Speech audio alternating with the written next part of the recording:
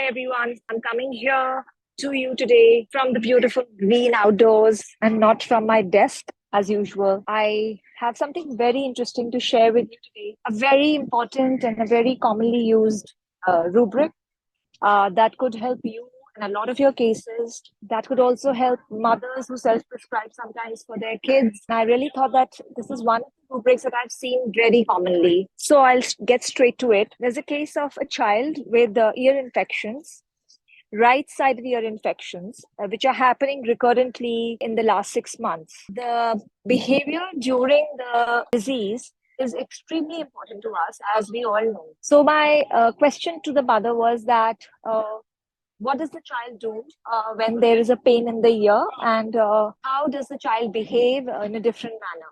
The usual question. And she said she presented a very common version that happens in front of our eyes, that the child is weeping and shrieking during pain, and he is grasping part that is affected.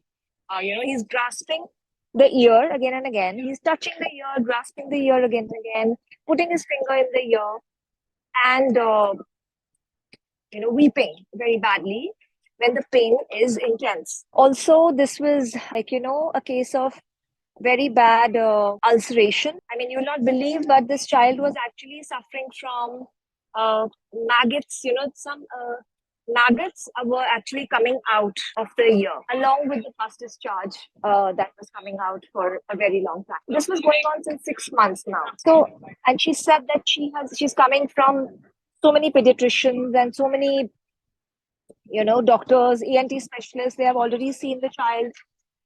Repeated antibiotics as usual, as expected, that happens in these cases. Abuse of antibiotics is very common. The child was basically suffering for 6 months, is what I'm saying, without any relief. Pus was happening again and again. The ulceration was coming back only in the right ear again and again. So what I'm going to now say, a few rubrics that are very clear in this case, like weeping during pain, grasping the affected part. There is also a rubric you'll not believe. When I was just looking through, there's actually a rubric, skin ulceration with maggots in synthesis repertory. And then I took the particular that, right ear ulceration. There's a rubric which is specific, right ear pus discharge. It's something like that.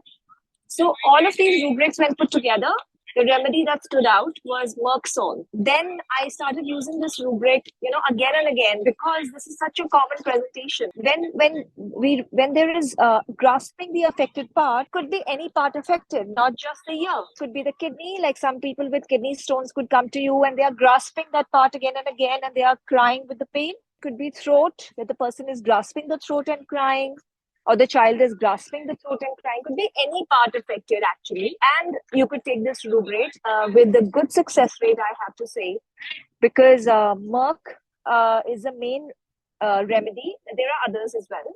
But obviously, when you take the entire totality of the case, Merc is a very prominent remedy in this case. Also, I wanted to say, sometimes we see that we are told that the child is only grasping the ear, and when they are checking the ear, there's nothing there. But still, the child is grasping the ear again and again. Even that kind of a situation you can think of, because we don't know what the child is suffering from. It could be a very 2-month-old child or a 6-month-old child, etc. So they cannot tell you that there is pain, but they just start putting their hand or putting their fingers in the ear sometimes. So think of this, as a possible rubric. And I have to say that Merc is the main remedy.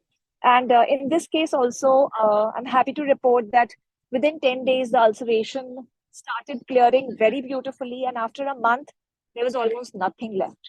So, and no maggots, no discharge. It was wonderful.